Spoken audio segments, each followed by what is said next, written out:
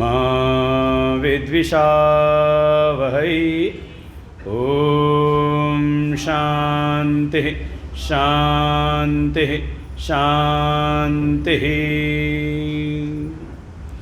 ॐ पार्थाय प्रतिबोधितां भगवता नारायणेन स्वयं व्यासेन ग्रथितां पुराणमुनिना मध्ये महाभारतम्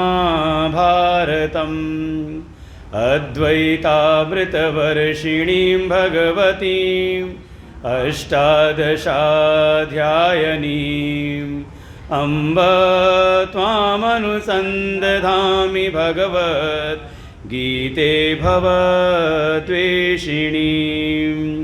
यं ब्रह्मा वरुणेन्द्ररुद्रमरुता स्तुन्वन्ति दिव्यैस्तवैः वेदैः साङ्गपदक्रमोपनिषदैः गायन्ति यं सामगा ध्यानावस्थिततद्गतेन मनसा पश्यन्ति यं योगिनो यस्यान्तं न विदुसुरासुरगणा देवाय तस्मै नमः। नारायणं पद्मभवं वसिष्ठं शक्तिं च तत्पुत्रपराशरं च व्यासं शुकं गौडपदं महान्तं गोविन्दयोगीन्द्रमथास्य शिष्यं श्रीशङ्कराचार्यमथास्य पद्मपादं च हस्तामलकं च शिष्यं तं तोटकं वार्तिककारमन्यान् अस्मद्गुरुन् सन्ततमानतोऽस्मि।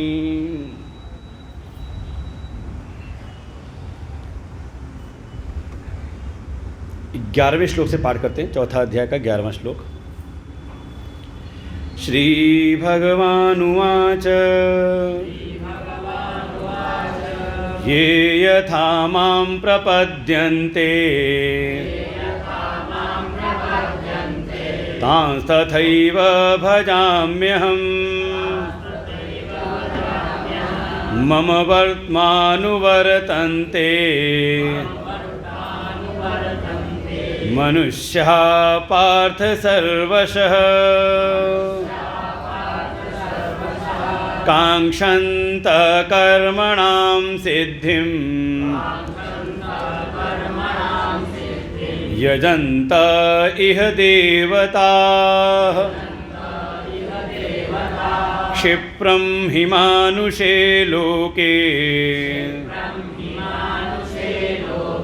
सिद्धिर्भवति कर्मजा चातुर्वर्ण्यं मया सृष्टं गुणकर्म विभागशः तस्य कर्तारमपि मां विद्यकर्तारमव्ययम् न मां कर्माणि लिम्पन्ति न मे कर्मफले स्पृहा इति मां योऽभिजानाति कर्मभिर्न स बध्यते एवं ज्ञात्वा कृतं कर्म पूर्वैरपि मुमुक्षुभिः कुरु कर्मैव तस्मात् त्वं पूर्वतरं कृतम्।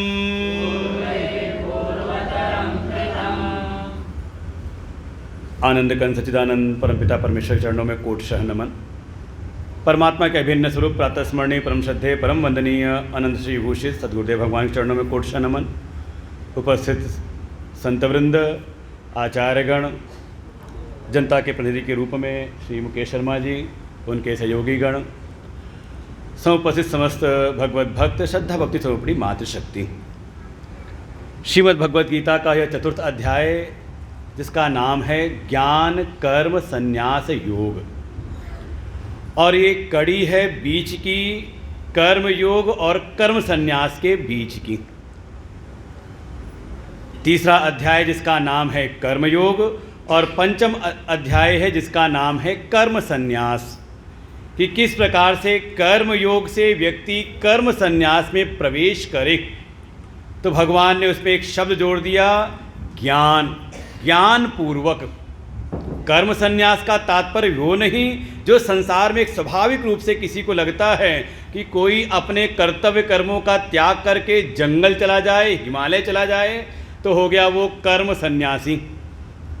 क्योंकि तीसरे अध्याय में जहाँ से भगवान ने कर्मयोग का प्रारंभ किया है, वहीं पर प्रतिज्ञा की वहाँ पर कि न कर्मणाम अनारंभात, कि अगर कोई कर्म का प्रारंभ ना करे, और न च संन्यसनात् एव, और कोई केवल कर्म का त्याग कर दें, तो उसको जो परम सिद्धि है निष्कर्म की, मोक्ष की, उसको प्राप्त नहीं होती।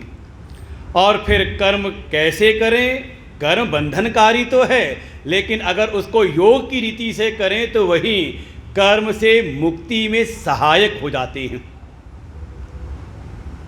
और एक बात तो निश्चित रूप से हमें चित्त में बैठाए रखनी चाहिए श्रीमद् भगवद गीता के विषय में।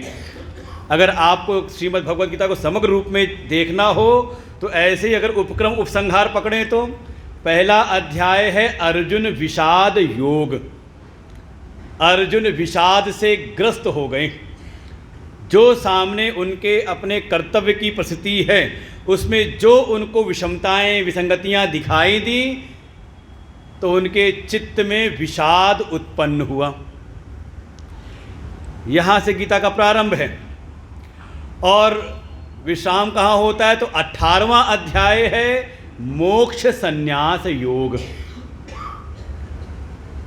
तो अगर आपको पूरी गीता को अगर समग्र रूप में एक पंक्ति में अगर आपको जानना हो तो हमारे पूज्य गुरुदेव भगवान बड़ा इसको एक पंक्ति में कहते हैं कि श्रीमद् भगवद गीता, क्योंकि अर्जुन को हुआ विषाद और विषाद का हेतु है मोह। अगर चित्त में मोह है तो वो शोक और विषाद से बच नहीं सकता। और ये बात अर्जुन ने स्वयं मानी है।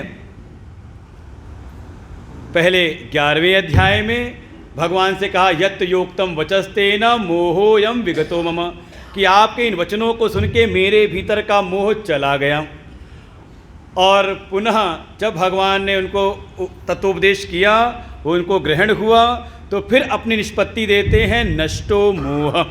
और जब अर्जुन ने कहा कि मेरे भीतर का मोह नष्ट हो गया, चला गया, तो भगवान नहीं रुकते कि क्या पता मोह गया है फिर आ जाए।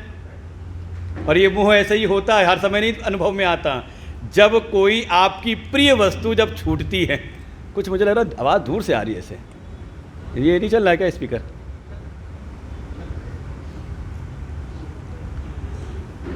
कई बार समाज में प्राय हम लोग कह देते हैं हमारे भीतर कोई मोह ममता नहीं है। सामान्य स्थिति में सबको यही लगता है। पता चलता है जब कोई ऐसी परिस्थिति सामने आए, भाई कोई कितना विद्वान है, कितना उसने, किसी विद्यार्थी ने कितना तैयारी कर रखी है अपने विषय की, पता कब चलती है? कहा जब परीक्षा आती है। स्थिति में नहीं, ऐसे ही जब ये परिस्थितियाँ, ये सामाजिक परिस्थितियाँ जब परीक्षा की घड़ी उत्पन्न करती हैं, तब पता चलता है कि हाँ कौन कितने मोह और ममता से मुक्त है। परिस्थितियाँ जब आती हैं, अर्जुन को भी सामान्य स्थिति में कभी नहीं दिखाई दिया, लेकिन जब अपने कर्तव्य के लिए खड़ा हुआ और सामने उसके मन के बिल्कुल प्रतिकूल परिस्थितियाँ सामने दिखाई दी, तब भीतर उत्पन्न हुआ है मोह। ये आवाज़ आगे ले नहीं चलना है, पीछे से आवाज़ आ रही है। हाँ देखो जल्दी से। तो मोह से ग्रस्त थे, परिणाम हुआ विषाद। और भगवान से जब श्रीमद् भगवद गीता उन्होंने सुनी तो स्वयं कहते हैं कि मैं मोह से मुक्त हो गया हूँ। और भगवान वहीं पर फिर उपदेश का विराम करते हैं। और पहला अध्याय विषाद योग और अंतिम अध्याय नाम दिया मोक्ष संन्यास योग, अर्थात मोह से मुक्ति तक की यात्रा का वर्णन है श्रीमद् भगवत गीता में। और समझ लो, मोह का क्षय हो जाए इसी का नाम है मोक्ष। परंपरा है ना, बड़ा नाम हो तो उसको छोटा कर लो इनिशियल लेकर के, तो मोह का मोह ले लो और क्षय का क्ष, तो हो जाता है मोक्ष। मोह से मोक्ष तक की यात्रा का वर्णन श्रीमद् भगवत गीता करती हैं। उसी क्रम में ही क्रमशः पहले कर्म योग के विषय भगवान ने बताया, और कर्म योग का जो परिणाम है भगवान ने वो भी निष्पादित किया। यदा ते मोह कलीलम बुद्धिर्वितरिष्यति, जब तक हमारा अंतःकरण शुद्ध न हो जाए तब तक कर्म की साधना अनिवार्य है।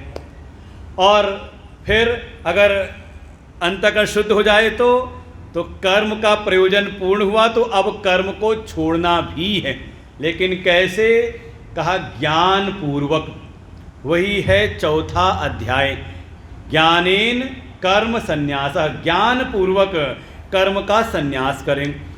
और तीसरे अध्याय की संगति लगाते हुए भगवान ने इस ज्ञान की, जिस ज्ञान को आधार बना करके कर्म से संन्यास प्राप्त किया जाता है, इसकी जब स्तुति की, इसकी वंश परंपरा को बताया, तो उसमें थोड़ा अर्जुन के मन में संदेह हुआ। और जब उसने प्रश्न किया तो भगवान ने अपने अवतार के रहस्यों को बताया, जो हमारा कल का मुख्य विषय था कि भगवान भी, ईश्वर भी आते हैं और जीव भी का भी जन्म होता है, लेकिन थोड़ा दोनों में अंतर है। किसी को याद हो अंतर? जीव आता है तो अज्ञान के कारण अल्पज्ञ है, अज्ञानी है वो, लेकिन जब ईश्वर आते हैं तो कहा वो सर्वज्ञ रहते हैं। जीव आता है, जीव का जन्म होता है तो वो प्रकृति के अधीन होता है, और जब ईश्वर आते हैं तो अपनी प्रकृति को अपने वश में करके आती हैं, परम स्वतंत्र हो करके। परम स्वतंत्र सिर पर काहू, देवर्षि नारद ने भी ये बात कही। परम स्वतंत्र हैं वो, किसी पराधीनता में नहीं, और अपनी माया शक्ति को अपने अधीन करके जैसी जिस समय आवश्यकता है वैसा वो शरीर धारण करते हैं। निज इच्छा निर्मित तनु, ये हमारे पास सामर्थ्य नहीं, ये जीव की सामर्थ्य नहीं, ये ईश्वर की सामर्थ्य है। और ईश्वर जब आते हैं वो माइक रूप से माया को अपनी धारण करके वो अलग अलग रूप तो धारण करते हैं, लेकिन वो सब कुछ करते हुए भी अपने स्वरूप से किंचित भी च्युत नहीं होते। अजोपि सन्नव्य आत्मा, वो अजन्मा ही रहते हुए, अव्यय अविकारी रहते हुए ही सारे भूतों का एकमात्र ईशन करने वाले, शासन करने वाले होते हुए भी एक माइक दृष्टि से वो कोई न कोई जन्म भी ले लेते हैं और बहुत सारे कर्म और लीलाएं भी करते हैं। कब करते हैं? जब धर्म की हानि और अधर्म का बढ़ावा हो जाता है, तब तब भगवान आते हैं। और धर्म की हानि और धर्म की स्थापना कैसे, तो वो भी बताया था। धर्म अर्थात 3 चीज़ों की शुद्धि। एक तो हमारे जीवन में कर्म की शुद्धि, हमारे जीवन में भावनाओं की शुद्धि, प्रेम की शुद्धि, और तीसरा हमारी बुद्धि के ज्ञान का शोधन करने के लिए। ये 3 चीज़ का शोधन हो जाए तो समझ लो वो धर्म पर स्थित है। तो व्यष्टि में इन तीनों की शुद्धि, कर्म, प्रेम और ज्ञान, इनकी शुद्धि करने के लिए ही ये जिन पर आधारित हैं। जो कर्म की शुद्धि वो आधारित हैं यज्ञ पर, यज्ञ की भावना पर। इसलिए यज्ञ का संरक्षण करने वाले जो वैदिक ब्राह्मण हैं, विप्र हैं, भगवान उनका संरक्षण करते हैं। प्रेम का प्रतीक रूप में व्यष्टि में प्रेम की रक्षा हो तो समष्टि में भगवान गौ की रक्षा करते हैं, क्योंकि गौ भावना की प्रतीक है। और ज्ञान की रक्षा हो इसके लिए भगवान संतों का संरक्षण करते हैं। परित्राणाय साधुनाम, इन तीनों का ही शोधन होता रहे। हमारे कर्म की शुद्धि हो, हमारे भीतर की भावनाओं की शुद्धि हो, और साथ ही हमारे भीतर ज्ञान की शुद्धि हो कि वास्तव में ज्ञान है क्या। और जो कोई भगवान के जन्म और कर्म को वास्तव में जान लेता है तत्वतः, भगवान कहते हैं फिर वो भी देह से फिर मुक्त हो जाता है।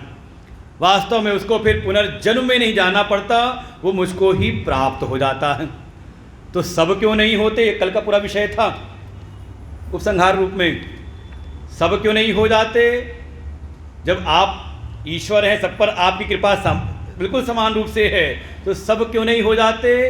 का सबकी अपनी अपनी भावनाएं हैं। ये यथा माम प्रपद्यन्ते तांस तथैव भजाम्यहम्। जो जिस भाव से मेरी शरण में आता है, मेरा भजन करता है, मैं उसके उन्हीं उन्हीं भावनाओं को मैं पूर्ण करता हूँ। कैसे कैसे?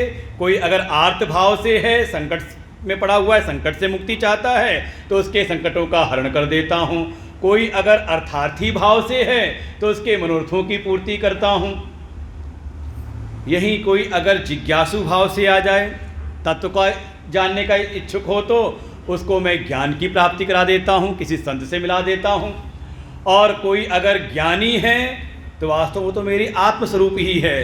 बस ये है कि एक साथ ही भगवत प्राप्ति की इच्छा और संसार की उपलब्धि की इच्छा एक साथ किसी के भीतर होती नहीं। अगर भोग की इच्छा है तो उसके भीतर परमार्थ की इच्छा नहीं होती। तो जो जिस भाव से, जिसको संसार की इच्छा है, उसको मेरी कृपा से संसार की प्राप्ति, और जो मुझको ही चाहता है वास्तव में मैं उसको अपना स्वरूप प्रदान कर देता हूँ। तो भाव ये था कि सब फिर आपको ही क्यों नहीं चाहते। देखो कल का प्रसंग है ये, क्यों नहीं चाहते? क्योंकि इस मनुष्य लोक में सबको बड़ी जल्दी है कर्मफल की प्राप्ति की। वो चाहते हैं कि बस आज ही हम करें और तुरंत तत्काल। हमें लगता है इसीलिए हमारा जो आयुर्वेद था वो धीरे धीरे पीछे चला गया। कौन सा आ गया? कहा एलोपैथ।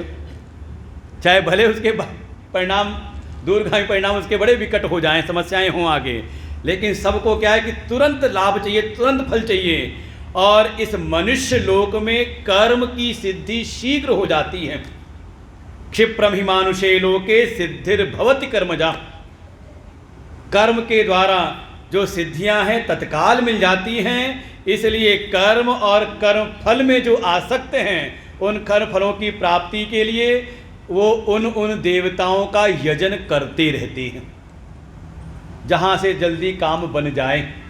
देखो अपने मन को ही अगर चाहे कितना भी कहा जाए कि कोई जीवन में इष्ट होने चाहिए, कोई ना कोई इष्ट देव का वर्ण होना चाहिए, क्यों नहीं होता?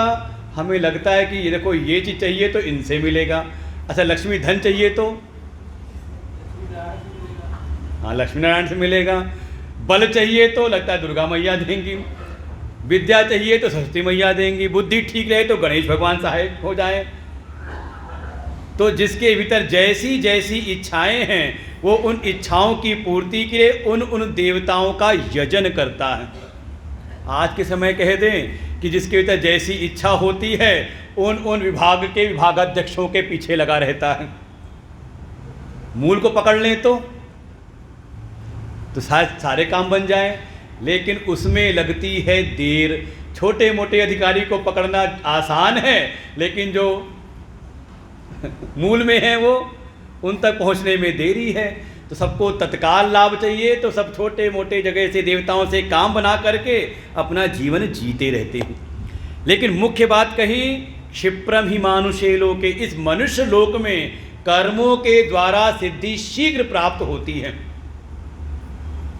तात्पर्य कि अन्य लोकों में भी होती है, लेकिन अन्य लोकों की अपेक्षा इस मनुष्य लोक में, क्योंकि मनुष्यों को ही वास्तव में कर्म का स्वातंत्र प्राप्त है।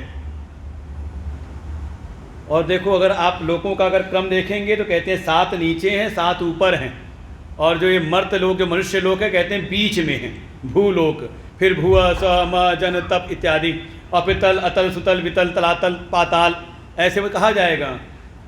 तात्पर्य ये है कि ये मनुष्य बिल्कुल बीच में है, और इसको कर्म का स्वातंत्र प्राप्त है कि चाहे तो अपने कर्मों का शोधन करते हुए वो ऊर्ध्वलोक की प्राप्ति करे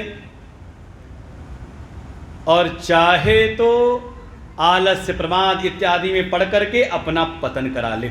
और ये संसार में स्पष्ट दिखाई देता है, इस जगत में दिखाई देता है कि किसी को विरासत प्राप्त हो जाती है, एक बड़ी विरासत प्राप्त होती है, लेकिन बुद्धि की नासमझी अपने कर्मों में अनियमितता के कारण वो बनी बनाई विरासत को भी बिल्कुल धूमिल कर देता है।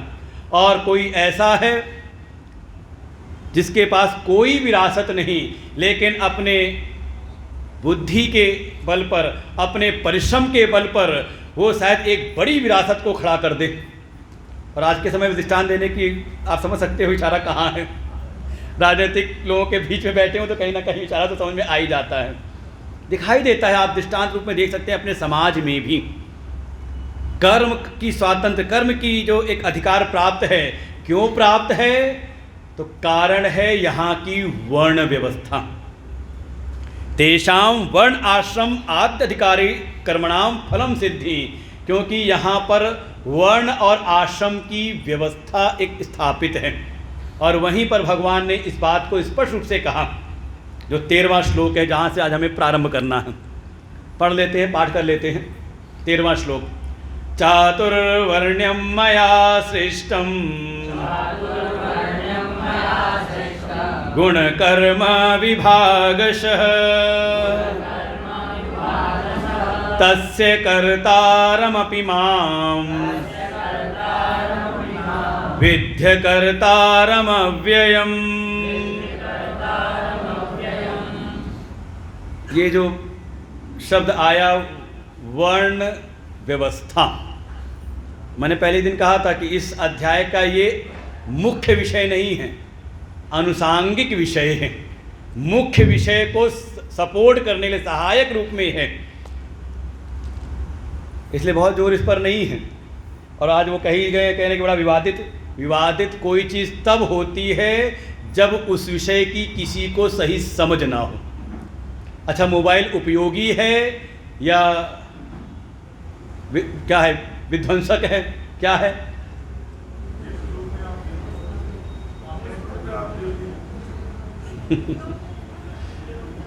देखो समस्या दोनों ही है। अभी कल कुछ दिन पहले हमसे किसी ने कहा ये मोबाइल सबको भ्रष्ट किए पड़ा हुआ है।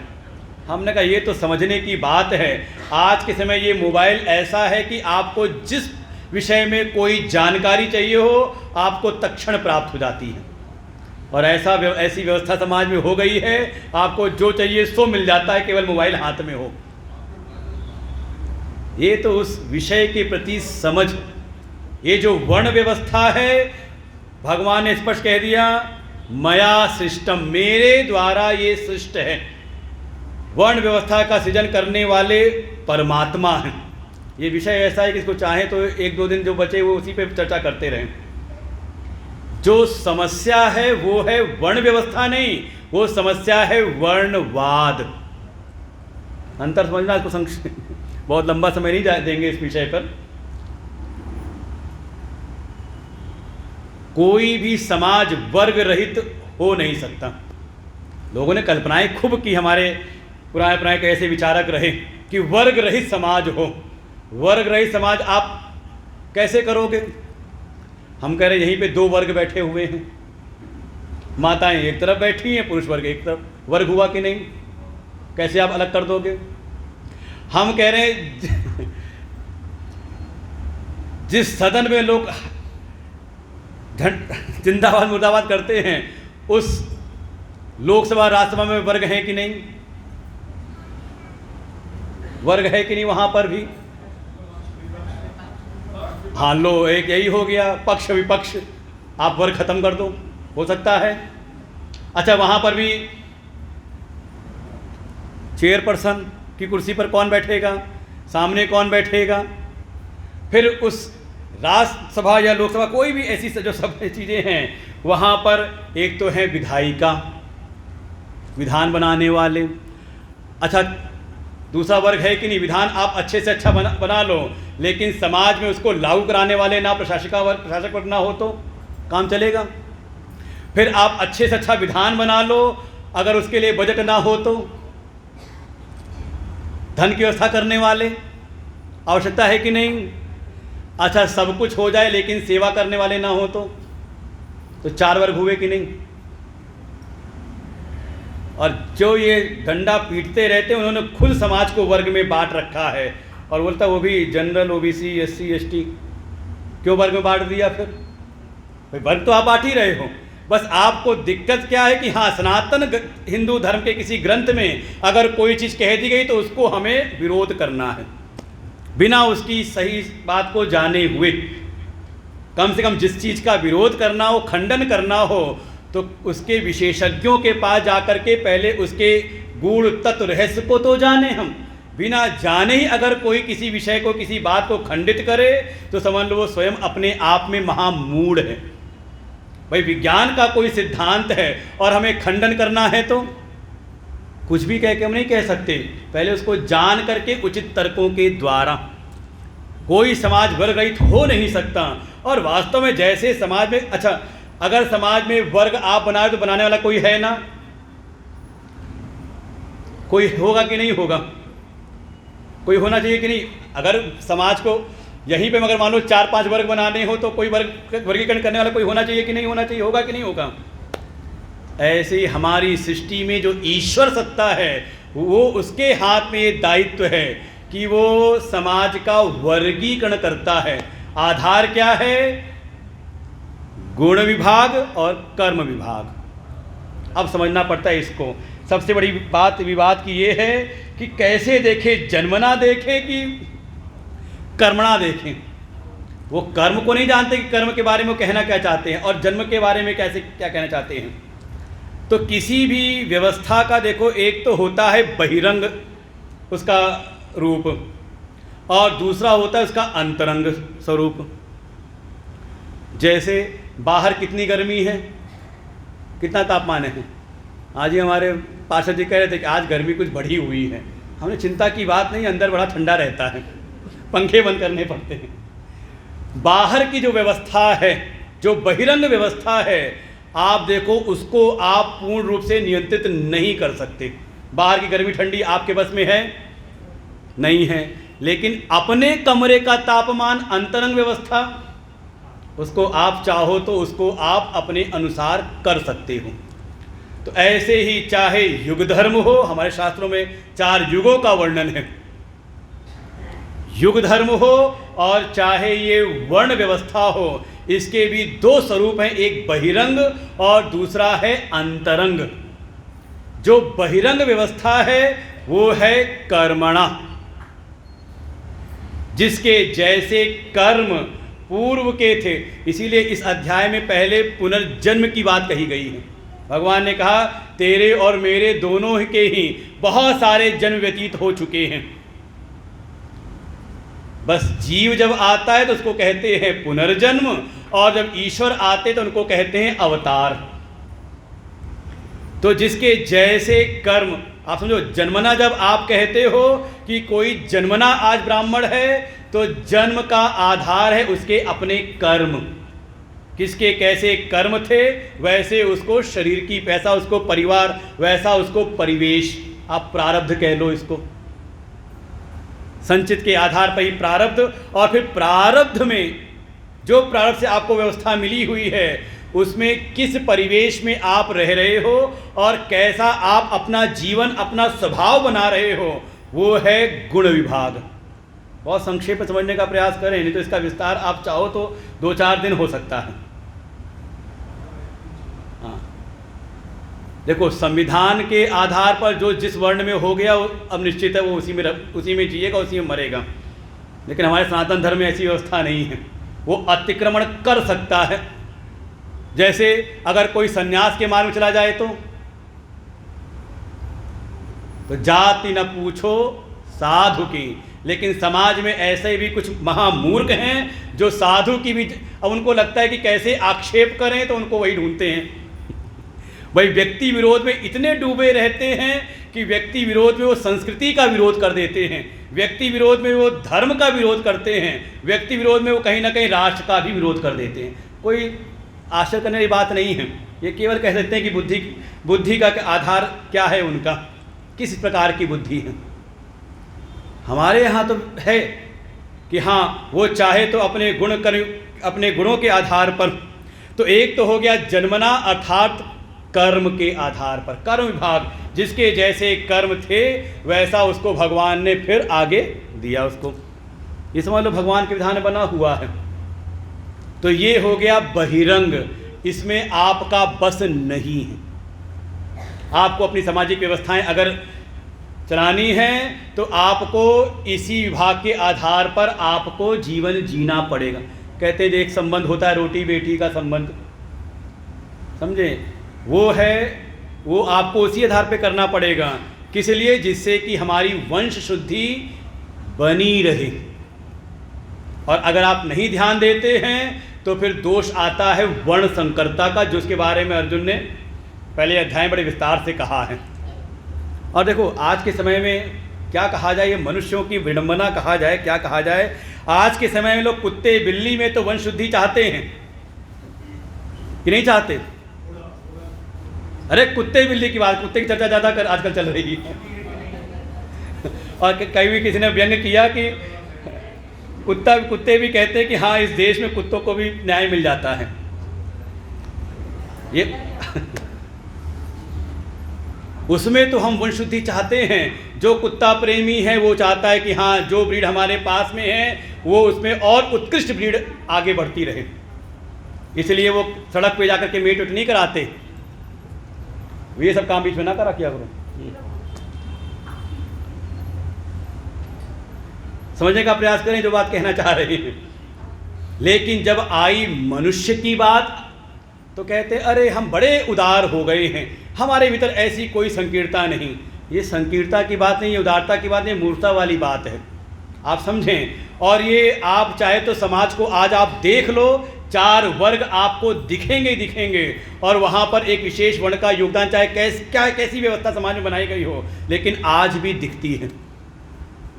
कोई ब्राह्मण वर्ण में अगर है तो उसके भीतर शम दम ये सब जो सात्विक जो गुण हैं वो एक स्वभावता उसमें रहते हैं, अपवाद हर जगह होता है।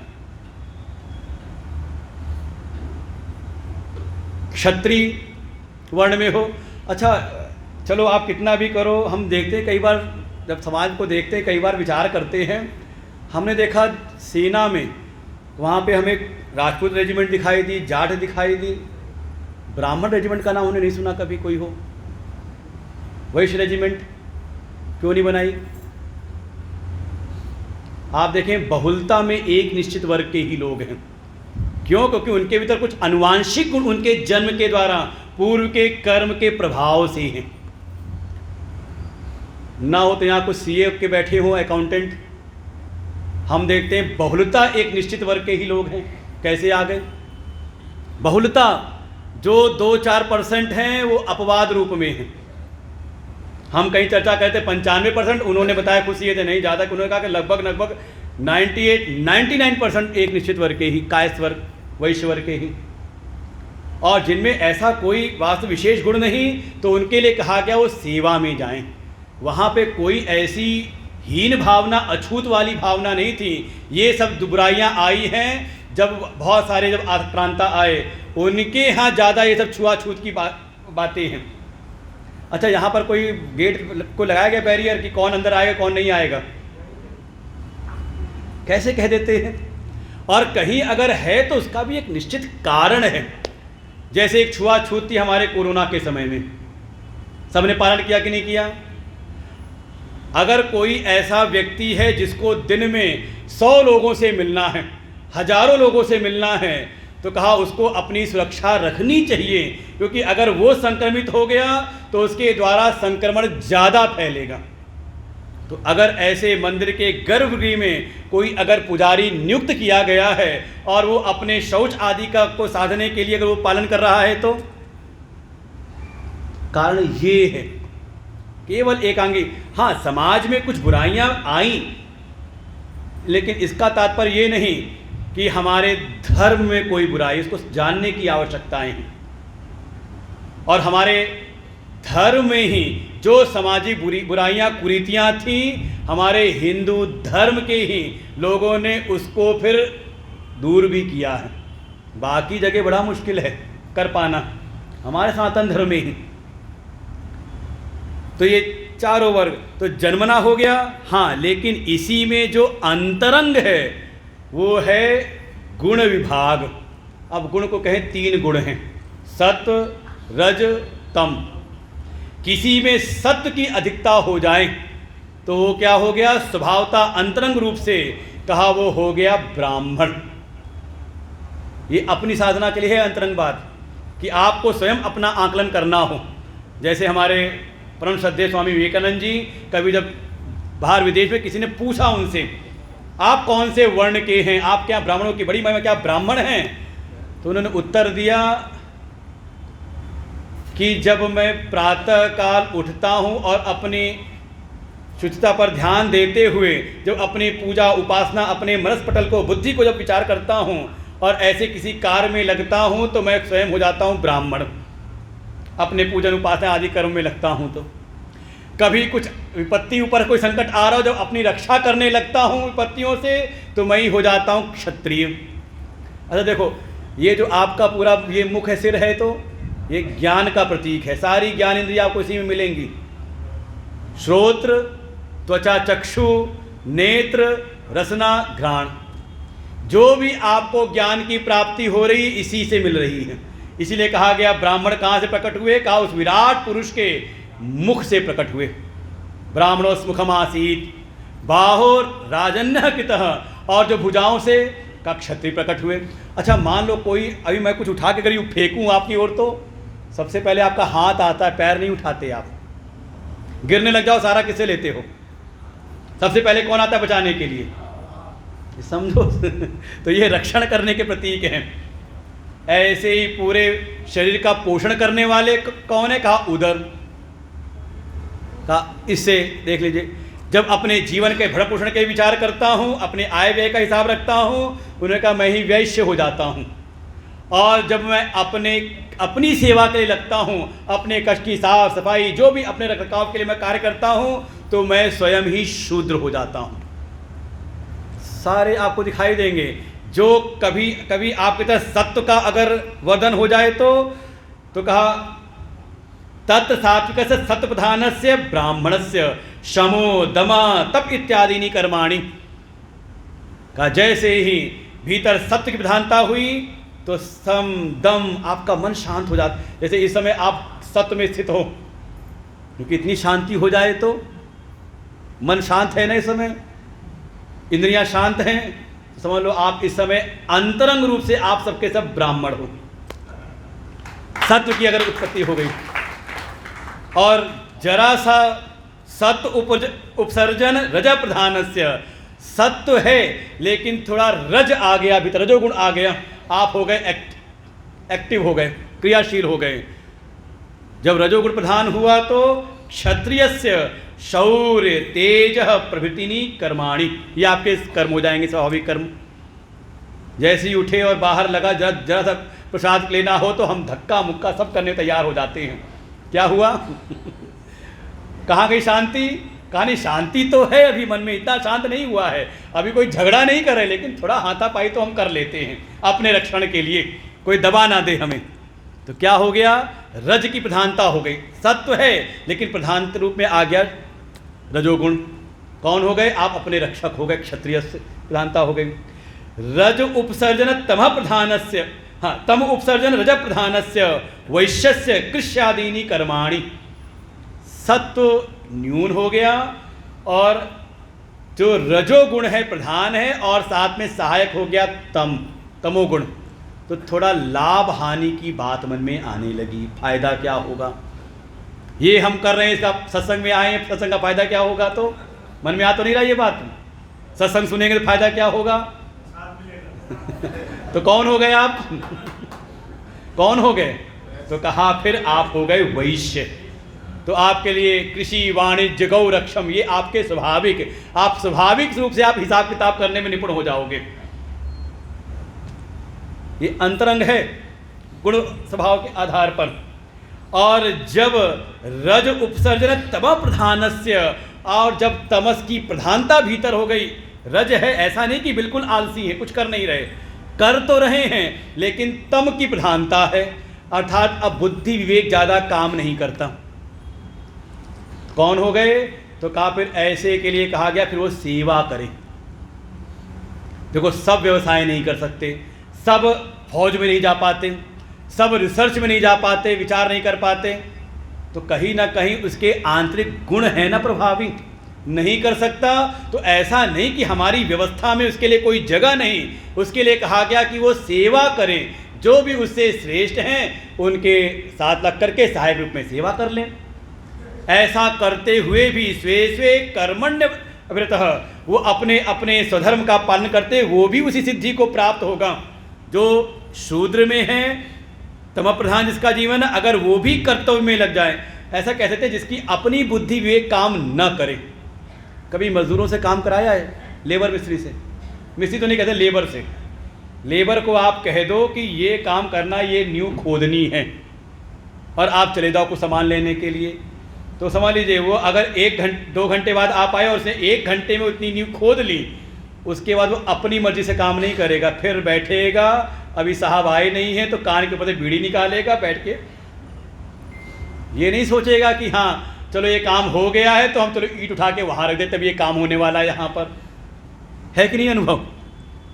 अच्छा, खुद तो ऐसे नहीं है कि हाँ अपने इस तरह से हम कोई विचार आगे ना कर पाएँ कि आगे क्या करना चाहिए।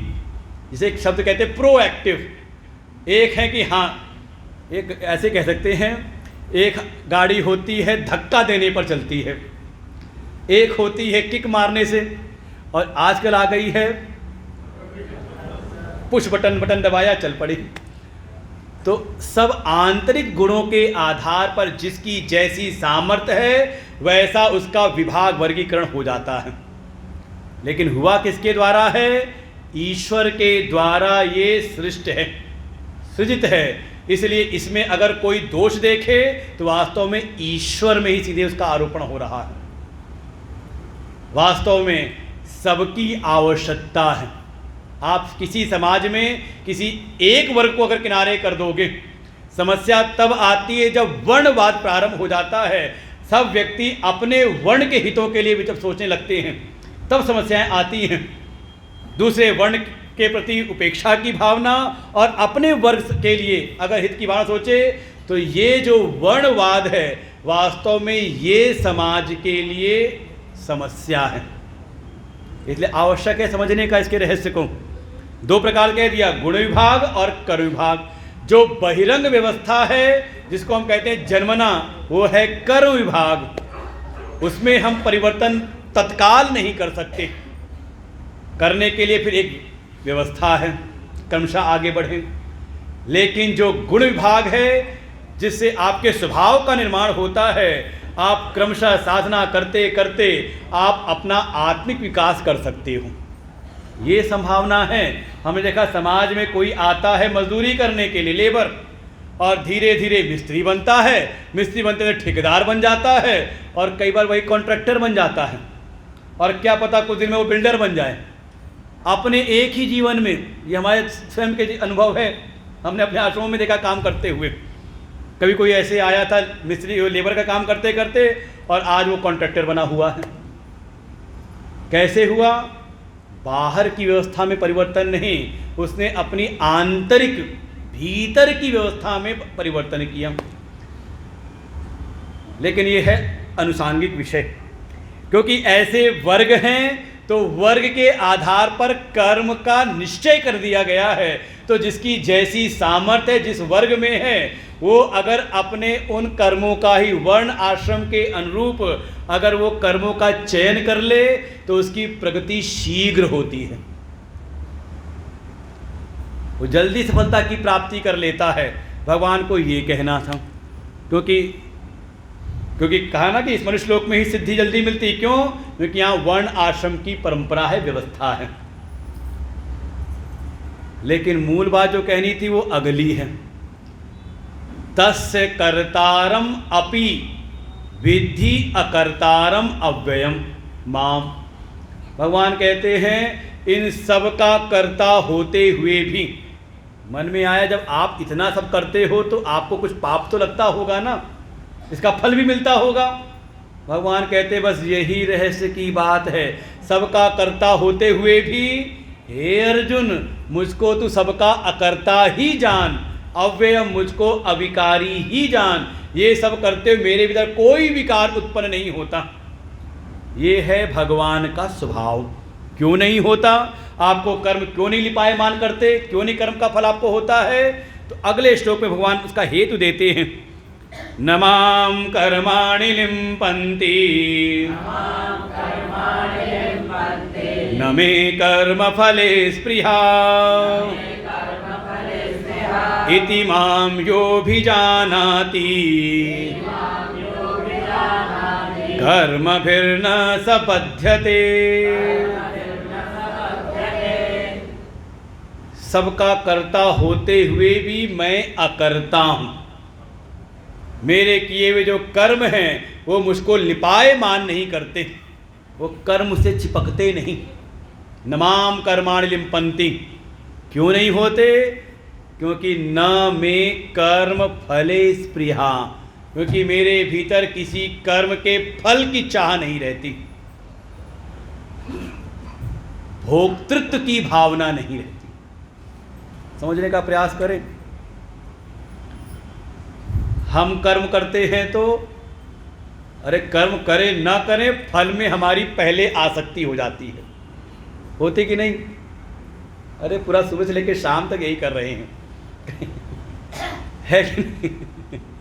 भगवान कह रहे हैं ये भोक्तृत्व का अगर त्याग हो जाए तो कर्तृत्व का त्याग स्वतः हो जाता है, वो कर्तापन नहीं आता उसमें। और अगर समझने का प्रयास करें तो कर्मयोग कर्म संन्यास में यही अंतर है। कर्मयोग में भोक्तृत्व का त्याग सिखाया जाता है। क्या कहते हो आप? निष्काम कर्मयोग। क्या मतलब है इसका? चाहो कुछ नहीं लेकिन फिर भी कर्म हो, फलाशक्ति से मुक्त होकर कोई कर्म करे तो हम कहते हैं ये योगी हैं, कर्म योगी हैं। कुछ चाहते नहीं लेकिन फिर भी सबकी सेवा करते हैं, कहते हैं कि नहीं? तो वहाँ पे हो गया भोक्तृत्व का त्याग, और भोक्तृत्व का त्याग हो गया तो स्वतः ही कर्तृत्व का त्याग हो जाता है। इसका नाम है कर्म संन्यास। गीता जी का, दुनिया में लोग क्या कहते हैं कर्म संन्यास के बारे में? अभी गीता जी पे रहना है। कर्तापने का त्याग, बहुत ज़्यादा अपने भीतर डूअरशिप नहीं होती, मैं करने वाला हूँ, मैं कर रहा हूँ। भगवान बिल्कुल सब कुछ करते हुए हर क्षण इस स्थिति में रहते हैं। सब कुछ करते हुए उनके भीतर अकर्ता का भाव सदैव रहता है। और ऐसा भगवान का स्वरूप है कि परमात्मा ईश्वर सब कुछ करते हुए, औपाधिक रूप से सब कुछ करते हुए, यद्यपि माया संव्यवहारेण तत्कर्मणा कर्तारम, ये माया व्यवहार करते हुए, ये माया की उपाधि लेकर के, माया मनुष्यम हरि, ये हर जगह आता है, माया से बने हुए, मनुष्य रूप में बने हुए, तो मायोपाधि से सब कुछ करते हुए भी भगवान कुछ भी नहीं करते, अर्थात वो स्वरूप में ही स्थित रहते हैं। कथाओं में हम कई बार सुनते हैं, संत लोग सुना देते हैं कि कभी गोपियाँ आई भगवान के पास भोजन लेकर के, भगवान बैठे थे यमुना जी के तट पर। भगवान ने कहा अरे गोपी मुझको पहले खिलाने से पहले वो गंगा के यमुना जी के उस पार वो दुर्वासा ऋषि आए हुए हैं, जाओ भोजन पहले उनको कराओ, संत को भोजन पहले कराओ। गोपियों ने कहा अरे भगवान हम चले तो जाएं आपकी बात मान करके, लेकिन यमुना जी उफान पर हैं, जाएं कैसे? उन्होंने कहा जाना यमुना के पास और यमुना जी से कहना अगर कृष्ण बाल ब्रह्मचारी हैं तो हे यमुना मैया मुझको रास्ता दे दो। गोपियाँ मुस्कुराई, ये और बाल ब्रह्मचारी रोज हमारे कहीं ना कहीं कुछ ना कुछ दुर्घटना किए रहते हैं। लेकिन कन्हैया ने कहा, जाके उन्होंने कहा और यमुना जी ने उनको रास्ता दे दिया, चली गई उस पार। भोजन कराया दुर्वासा ऋषि को, जैसे जन्मों के भूखे वो जो लाई सब चट कर गए, कुछ छोड़ा नहीं। जब थाली बर्तन खाली हो गए तो गोपियों का हुआ कि वापस कैसे जाएं, क्योंकि यमुना जी फिर आ गई, वहाँ तो हमने ये कहा था तो इस पार आ गई। तो उन्होंने देखा, दुर्वासा जी बड़ी चिंतित है, गोपियाँ क्या बात हो गई?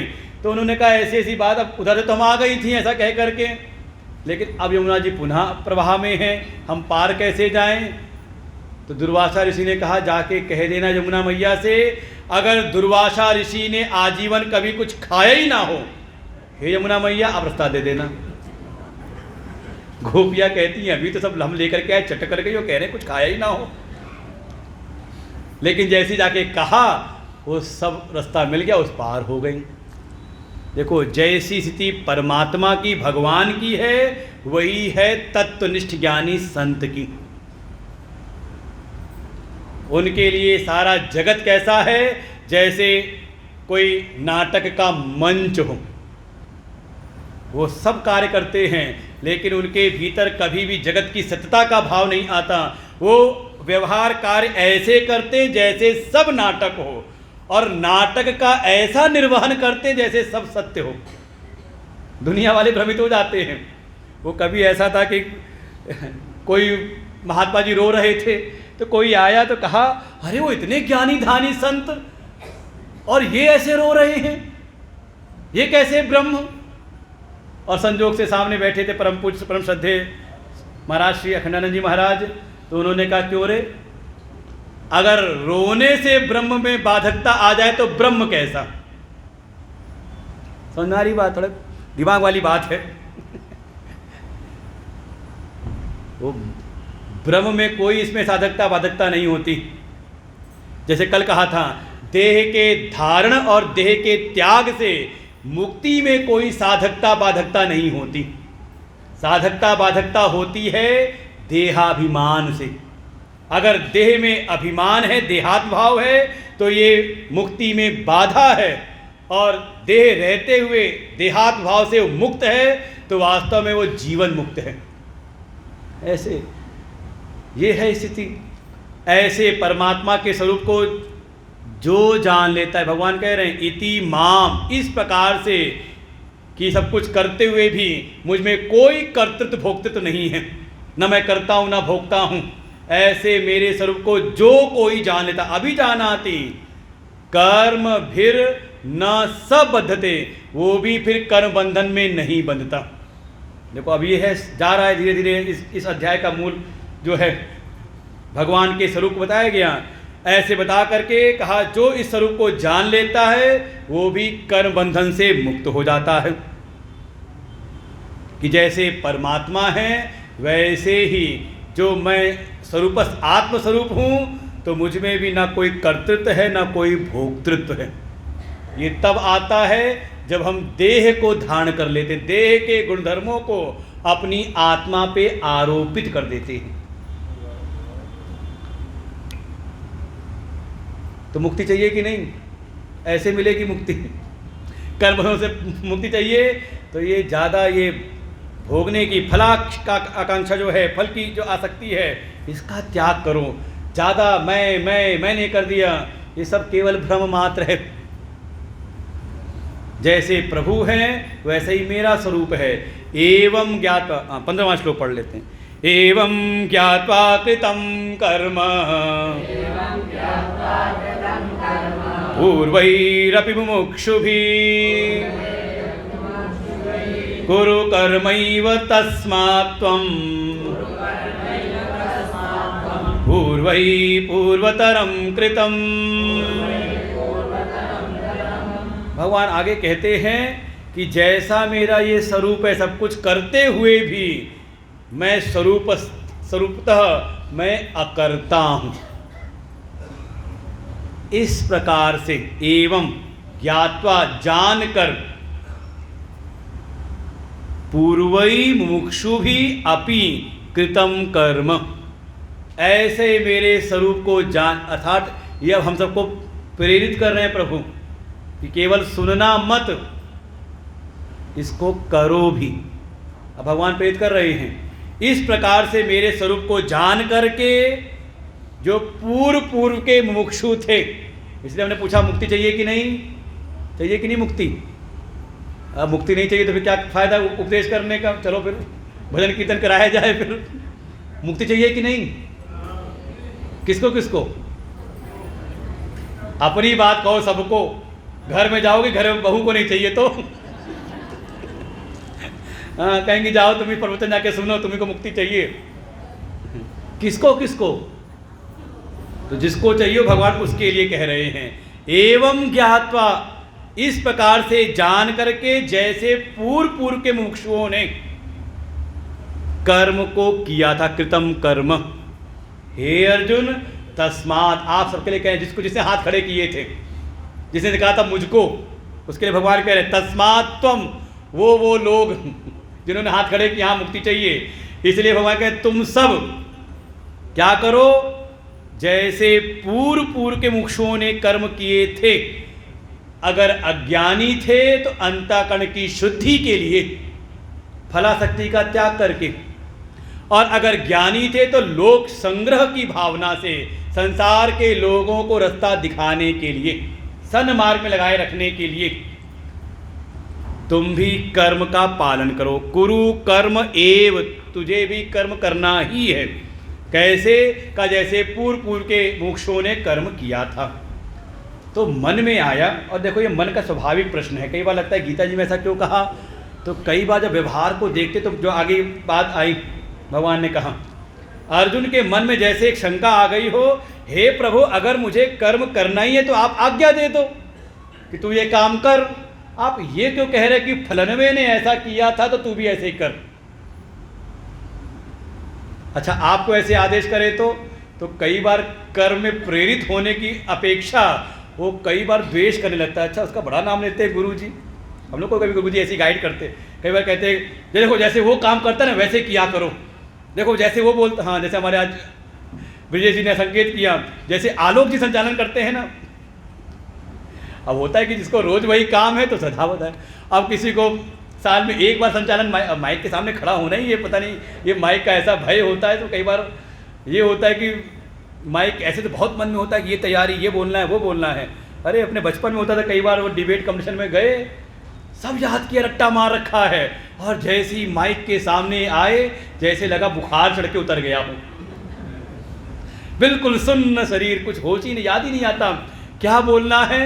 रेस्पेक्टेड मैडम की टीचर, कुछ होश ही नहीं आता कौन सामने कौन नहीं है। तो लेकिन फिर भी बढ़िया अच्छा संचालन किया। कभी कभी किसी को मौका, ये मत कहना कि अच्छा किया, उसी दिन आपको खड़ा कर दें कि भाई आप खड़े हो के आज आप करो। तो कई बार जब संकेत कहता है कि उनके जैसे करो, तो मन में आता सीधे हमको कहो ना कि ऐसा करना है। आप ये को कह रहे हो उन्होंने ऐसा किया था, उन्होंने ऐसा किया था, उन्होंने ऐसा किया, तो ऐसे ऐसे तुम करो। होता है कि नहीं? भगवान कह रहे हैं ऐसा इसलिए कह रहा हूं क्योंकि ये कर्म की जो गति है अत्यंत गूढ़ है। कई बार किसी प्रोसेस को बताया जाए तो समझना मुश्किल होता है, लेकिन किसी के साथ लगा के दिखा दिया जाए, जैसे कई बार ट्रेनिंग का सेशन ऐसे ही होता है, कहते हैं पहले खुद करके दिखाओ, फिर उसको अपने साथ कराओ, और फिर उसको करवाओ, खुद देखो। ये कई बार ऐसे किया जाता है काम, तरीका है ये। भगवान आगे कहते हैं इसीलिए क्यों ये कह रहे हैं कि हाँ पूर्व के मुमुक्षुओं को, इसलिए जीवन में कोई ना कोई, जिस क्षेत्र में आप हो, आपके जीवन में कोई आदर्श है कि नहीं। जिस क्षेत्र में भी अगर आप मुक्ति के मार्ग में हो तो किसी मुक्त पुरुष की शरण में आप हो कि नहीं, वो आपके लिए आदर्श है, दुनिया नहीं। दुनिया में क्या होता है, आप भ्रमित होते रहोगे, क्योंकि धर्म की जो गति है अत्यंत ही गूढ़ है। धर्म से तत्वम निहितम गुहायाम, बिल्कुल आप निर्णय नहीं कर सकते। उपाय है महाजनो येन गता सपंथा, जैसे पूर्व के महापुरुषों ने किया हो वैसे आप करो तो आप भी आगे बढ़ जाओगे। 3 श्लोक हैं, ये प्राण श्लोक हैं इस अध्याय के। किम कर्म किम कर्मेति कवयोप्यत्र मोहिता तत्ते कर्म प्रवक्ष्यामि यज ज्ञात्वा मोक्षसे शुभात् कर्मणो ह्यपि बोधव्यं च विकर्मणः अकर्मणश्च बोधव्यम् गहना कर्मणो गतिः कर्मण्य कर्म यः पश्येत् अकर्मणि च कर्म यः स बुद्धिमान् मनुष्येषु स युक्तः कृष्ण कर्म कृत। भगवान कह रहे हैं मैं इसलिए कह रहा हूं कि पूर्व के जो मुमुक्षु हुए हैं, जिन्होंने मोक्ष की प्राप्ति की है, उनको उनके अनुसार करो। क्यों? क्योंकि कर्म क्या है? किम कर्म, कर्म क्या है? किम अकर्म, अकर्म क्या है? कवयो अपि अत्र मोहिताः। कवयः, कवि, कवि मतलब जो क्रांतिदर्शी हों। हमें तो दिखाई देता है केवल काले काले बाल, काले काले मेघ, लेकिन कवि आ जाए तो, हमारे आलोक जी आ जाए तो, हाँ, जहाँ दुई की सुई न, ऐसी कोई कल सुनाया था, और घुले बतासा पानी में। हमने कहा क्या बात है, हमने 1 घंटे जो सुनाया उन्होंने 4 लाइन में सुना डाला सबका सब। हमने धन्य है आप, गुरु कृपा पात्र हैं, बिल्कुल गुरु की कृपा ऐसी उन पर है, माँ सरस्वती की उन पर कृपा, ऐसा उन्होंने समझा दिया तुरंत सार में। हमने कहा हमारा सत्संग बेकार है, जितनी तालियां उनकी लाइनों में बज रही थी, हमने कहा बस धन्य आप ही हैं। कहा कर्म क्या है, अकर्म क्या है। बड़े बड़े जो मेधावी हैं, बुद्धिमान हैं, वो भी इस विषय में मोहित हो जाते हैं। तत्ते, इसलिए हे अर्जुन, इसलिए मैं बताऊं, प्रवक्ष्यामि, मैं बताऊंगा कर्म क्या है। कर्म तत्ते कर्म प्रवक्ष्यामि, जिसको सुन करके यज्ञात्वा मोक्ष से अशुभात, तू सारे अशुभ से तत्काल मुक्त हो जाएगा। अशुभात का संसारात, ये संसार ही सबसे अशुभ है। यहाँ आए और रोना शुरू, कब तक? कमरते दम तक। बस जैसे बिजली चमकती है ना, ऐसे ही कभी बत्ती सी चमक जाती है। कोई घटना हो गई तो बत्ती चमकी, लेकिन उसके बाद फिर बस रोते रोते ही रहता है सब। कहा इस संसार, अशुभ संसार से तू मुक्त हो जाएगा, इस भव बंधन से तू मुक्त हो जाएगा। इसलिए जानना चाहिए, कर्मणो ही अपि बोधव्यम, कर्म को जानना चाहिए कि वास्तव में कर्म क्या है। बोधव्यम च विकर्मणा, विकर्म क्या है उसको भी जानना चाहिए। और अकर्मणश्च बोधव्यम, अकर्म क्या है इसको भी जानना चाहिए। क्योंकि गहना कर्मणो गति, जो कर्म की गति है, गति का मतलब कोई जाने आने की बात में नहीं, कहा याथात्म्यम तत्वम, कर्म का जो तत्व है ये अत्यंत ही गूढ़ है, रहस्यमयी है। हम कर्म किसको कहते हैं? कई बार लोग 2 शब्द कहते हैं, कर्म धर्म। अगर आप गीता जी को समझें तो कर्म कहा ही किसको? कहा शास्त्र विहितस्य, जो शास्त्र विहित हैं, जो शास्त्र ने आपको करने के लिए कहा है। क्या क्या? का आपके कुछ नित्य आपके कर्म हैं, आपके नैमित्तिक कर्म हैं। जैसे इस समय श्राद्ध पक्ष क्या है? ये नैमित्तिक, ये निमित्त पड़ा है कि इन 15 दिनों में आप अपने पितृ कर्म पूरी सजगता से करिए, पूरे महत्व के साथ में, और सारे काम आप थोड़ा पेंडिंग में डाल सकते हो। लेकिन ये 15 दिन आए हैं तो ये निमित्त है। वर्ष में 15 दिन जिन पितरों की हमें कृपा प्राप्त हुई है, उनके प्रति अपनी कृतज्ञता को हम अर्पित करें, उनका स्मरण करके अपने कोई भी कार्य करें। इसलिए हमने पहले दिन कहा कि ये ज्ञान यज्ञ, ये सत्संग भी उनको हम हृदय से समर्पित करें, हमारा कल्याण हो, साथ में उनको भी इसका फल प्राप्त हो। निमित्त है। अच्छा, 22 तारीख से आ गई नवरात्रि, तो ये भी निमित्त है कि हाँ, अब कलश स्थापना करें, देवी की स्थापना करें, देवी का पूजन करें, जिससे हमें शक्ति, बल, बुद्धि इत्यादि प्राप्त हो, हमारे बुद्धि का संस्कार शोधन हो। निमित्त है, हद नहीं करेंगे समय आने पर। तो कहा नैमित्तिक कर्म, कभी मन में कोई इच्छा कामना हो तो भी हम कर्म करते हैं, यज्ञ इत्यादि, किसी फल की इच्छा से, उसको कहा काम में कर्म। कोई तो है विधान, जैसे दशरथ जी ने कहा पुत्र किया, पुत्रेष्टि काम यज्ञ, पुत्र की इच्छा से, वो काम में कर्म। और कोई त्रुटि हो जाए तो उसके लिए कहा प्रायश्चित। ये जो शास्त्रों ने विहित कर्मताएं करने ही चाहिए, उसको कहा कर्म। विकर्म का शास्त्र के जो प्रतिषिद्ध हैं, जो शास्त्र ने मना किए हैं, अर्थात निषिद्ध, नित्य नैमित्तिक काम और प्रायश्चित, ये हो गए कर्म, अगर ये करते हो आप। और जो शास्त्र ने निषिद्ध किया है, निषिद्ध कर्म, ये है विकर्म। और अकर्म को कह दिया तूष्णी भावस्य, जैसे कोई आलस में पड़ा रहे तो हम कह देते हैं ये अकर्म में पड़े, कुछ करते ही नहीं, चुपचाप बैठे हुए हैं। इन सब के रहस्यों को जानना चाहिए। विषमा दुर्ज्ञाना बड़ा गहन है, इसको जान पाना, इनके रहस्यों को बड़ा गहन है। और इसमें भी इसके याथात्म को, इसके तत्व को जानना चाहिए। क्या तत्व है? तो वो है 18वें श्लोक में, यही जानना है जो कहा ना, ज्ञानेन कर्मणा संन्यासः, कि ज्ञान के द्वारा कर्म से संन्यास प्राप्त करें। तो वो है ये 18वां श्लोक, ये है प्राण पंक्ति, प्राण श्लोक है इस अध्याय का। क्या कह रहे हैं? कर्मणि अकर्म यह पश्येत, कर्म में जो अकर्म को देख ले, और अकर्मणि च कर्म यह, और जो अकर्म में कर्म को देख ले। स मनुष्येषु बुद्धिमान, वो सारे मनुष्यों में बुद्धिमान है, वही विद्वान है। स युक्तः, वही योगी है। ये देखो उसके वो बताए विशेषताएं, उसको भगवान उपाधियां दे रहे हैं। ये जो पहली पंक्ति में जिसने जान लिया इसको, सभी कर्म में अकर्म को, अकर्म में कर्म को जो देख ले, वास्तव में उसकी उपाधियां भगवान बता रहे हैं, वही मनुष्य में बुद्धिमान है, वही योगी है। स कृष्ण कर्मकृत, अर्थात उसके सारे जो कर्म हैं अब सब सफल हो गए, अब उसके लिए कुछ करना शेष रहा ही नहीं। समझ लो, उसके जो कर्म थे सब उसने कर्म कर लिए। किसको कहा ये सब? जिसने पहली पंक्ति को समझ लिया। तो मन में आए उल्टा पुल्टा ज्ञान क्या कर, उल्टा ज्ञान क्यों करा रहे हैं?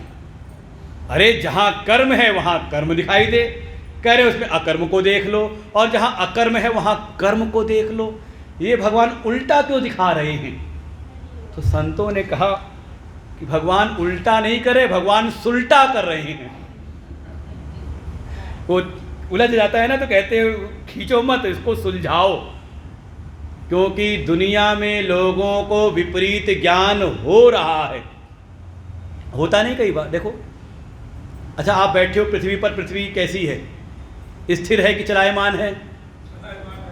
अनुभव कैसी हो रही है? कहाँ सिखाया जाएगा? कोई टीचर बताएगा, समझ में आएगा, है कि नहीं? कभी ट्रेन में बैठे तो अपनी ट्रेन और दो ट्रेन खड़ी हो तो कौन सी ट्रेन चली? अपनी की कौन सी ट्रेन? तो प्लेटफॉर्म को देखते, प्लेटफॉर्म पीछे जा रहा है, जो स्थिर है उसमें वो पटरी भागते हुए देखी कि नहीं आपने? बिजली के तार बगल में भागते हुए देखे कि नहीं? सब बैठे होगे ट्रेन में, बस में, गाड़ी में, कहीं तो बैठे होगे ना। जिसमें गति है वो स्थिर दिखाई देता है, और जिसमें जो स्थिर है उसमें गति दिखाई दे रही है। तो विपरीत दर्शन होता है कि नहीं होता? कहा ऐसे ही सारे जगत में सारे कर्म हो रहे हैं देह आदि उपाधियों में, लेकिन इसका आरोपण कर देते हैं अपनी आत्मा में, मैं कर रहा हूं। अच्छा, सत्संग में कैसे आए? का चल करके आए। कैसे? गाड़ी में। तो हम कहें गाड़ी चली कि आप चले? ऐसे ही जो अपनी आत्मा है वो है निष्क्रिय, निष्क्रियम निष्कलम, ऐसे उसका है, निर्गुण स्वरूप है, उसमें कोई क्रिया विक्रिया नहीं है अपनी आत्मा में।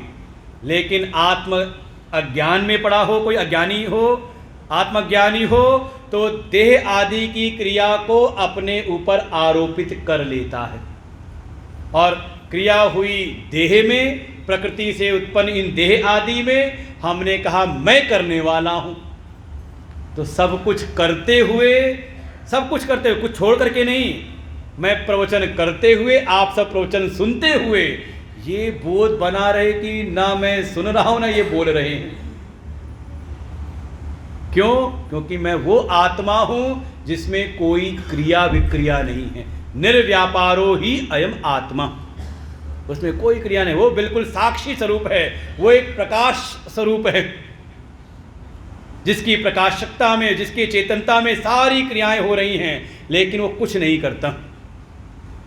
अरे कई बार घर के मुखिया दादाजी आके आ जाएं तो सब अपने अपने काम में तो लग जाते हैं, कुछ भी करते नहीं, लेकिन सूर्य उदित हो तो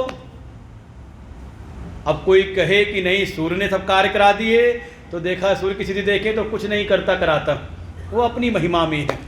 आत्मा स्थिति वही है। तो जो सब कुछ करते हुए उस निष्क्रिय अक्रिय अकर्म स्वरूप आत्मा, वास्तव में अकर्म आत्मा ही है। अकर्मणता केवल आत्मा में सिद्ध हो सकती, बाकी किसी चीज में नहीं हो सकती। सब कुछ करते हुए अपनी आत्मा को जो देख ले और उस पर स्थित होकर के अपने भीतर अकर्ता भाव बना ले, सब कुछ करते हुए भी मैं कुछ नहीं करता। और दूसरी बात जो कही अकर्म में कर्म, कहा ये जो लौकिक जगत में लोग कहते हैं कि ये कुछ नहीं करते, ये अकर्म में हैं, उसमें कर्म देख लें। क्योंकि कर्म करना और कर्म का त्याग करना दोनों ही कर्ता के अधीन हैं। अच्छा मान लो कोई गाड़ी चलाए तो क्या कहते हैं उसको, गाड़ी चलाने वाले को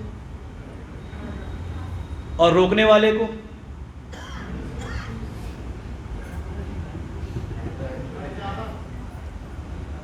क्या कहते हैं? स्टॉपर। भाई चलाने में ड्राइवर, रोकने वाले को का वो भी ड्राइवर ही है, जो गाड़ी चलाता है वही रोकता भी है। तो वास्तव में कर्म करना और कर्म का को छोड़ना दोनों ही कर्ता के अधीन है, उसमें कर्तृत्व है, कर्तापन है। इसलिए जो लौकिक जगत में लोग कहते हैं हम कुछ नहीं करेंगे और बैठ जाते, वैसे देखा जाए तो होता नहीं है। वो बाहर से तो छोड़ देता है, लेकिन दुगने वेग से उसका मन चलने लगता है। ये घरों में रोज होता होगा, गुस्सा आ जाए तो जाओ हम कुछ नहीं कर रहे, और किनारे बैठ के मन उतनी दुगनी वेग से चलता है, और बेचारे हो जाते हैं, कहीं ना कहीं बीपी बढ़ने लगता है अंदर। क्यों बढ़ रहा है? क्योंकि ज़्यादा सक्रिय हो गया है अब मन। तो क्रिया तो हो रही है। ऐसे लौकिक जगत में जो लौकिक दृष्टि से जो अकर्म कहते हैं, उसमें जो कर्म को देख लेता है कि अभी कर्तृत्व है, कर्तापन है, ये जिसको ज्ञान हो जाए, जो ऐसा हर क्षण देख ले, वास्तव में वही ज्ञानी है। वही इस ज्ञान के द्वारा कर्मों का संन्यास कर देता है, कर्म नहीं छोड़ता है, बल्कि अपने उस आत्म स्वरूप में, अपने अकर्म आत्म में ही स्थित होकर के सब कुछ करते हुए भी का वो कुछ नहीं करता। जैसे परमात्मा का स्वरूप, परमात्मा अपने ब्रह्म स्वरूप में स्थित होकर के सब कुछ करते हुए भी अकर्ता हैं, तो ऐसे ही जीव इस ज्ञान दृष्टि से अपनी आत्मा में स्थित होकर के सब कुछ करते हुए अपनी आत्मा में स्थित रहता है, कर्म में अकर्म को जानता है, मैं कुछ नहीं करने वाला। और साथ ही लौकिक जगत से जो अकर्म है उसमें कर्म को जान लेता है। ऐसे जो ज्ञान हो गया जिनको, तो अब उनकी स्तुति की है। 3-4 श्लोक हैं, हम लोग पढ़ डालते हैं। कर्म के संदर्भ में ज्ञानी के लक्षण, कि ज्ञानी जो हो जाता है, जो आत्मज्ञानी है, ऐसा नहीं कि वो हिमालय में समाधि लगाता है, वैसा भी हो सकता है। हो सकता है कोई ज्ञानी सुखदेव जी के जैसे हों, लेकिन कोई ज्ञानी उनके पिता व्यास जी जैसे भी हैं, प्रवृत्ति वाले। हो सकता है कोई ज्ञानी रामकृष्ण परमहंस जी के जैसे निवृत्त हों, लेकिन कोई ज्ञानी स्वामी विवेकानंद जी की जैसे परम प्रवृत्त भी हों, जिन्होंने पूरे विश्व पटल पर अपने सनातन धर्म की पताका फहराई। और जो हमारी परंपरा, गुरु परंपरा को जो जानते हों, चिन्मय मिशन की परंपरा को, तो हो सकता है कोई ज्ञानी परम श्रद्धेय स्वामी तपोवन जी महाराज जी के जैसे हो, ऊपर से निवृत्त, पूर्ण निवृत्त, ऊपर भीतर दोनों तरफ से। और कोई हमारे जो परम गुरुदेव हैं स्वामी तपोवन जी महाराज जी के शिष्य और हमारे गुरुदेव के गुरुदेव परम श्रद्धेय ब्रह्मलीन स्वामी चिन्मयानंद जी महाराज, कितनी उनकी प्रवृत्ति थी। विश्व के कम से कम 250 से ज़्यादा संस्थाओं को जिन्होंने स्थापित किया, वेदांत की परंपरा को जन सामान्य के बीच में लेकर के आए, पूरा जीवन जिन्होंने प्रवृत्ति में ही निकाल दिया। लेकिन भीतर से बिल्कुल निवृत्त है। बाहर से चाहे प्रवृत्ति दिखाई दे, चाहे निवृत्ति दिखाई दे, लेकिन अंदर से ज्ञानी होता है पूर्ण निवृत्त। और संसारी व्यक्ति चाहे कर्म में दिखाई दे, चाहे अकेले बैठा दिखाई दे, कैसा होता है अंदर से? कहा वो होता है पूरा अंदर से सक्रिय प्रवृत्त। आगे पूरी स्तुति की है, 19वें श्लोक से पढ़ते हैं। यस्य सर्वे समारंभा काम संकल्प वर्जिता ज्ञानाग्निदग्ध कर्माणं तमाहु पंडितं बुधा त्यक्त्वा कर्मफलासंगम् नित्यतृप्तो निराश्रयः कर्मण्यभिप्रवृत्तोऽपि नैव किंचित करोति सः निराशीर्यत चित्तात्मा त्यक्त सर्व परिग्रह शारीरं केवलं कर्म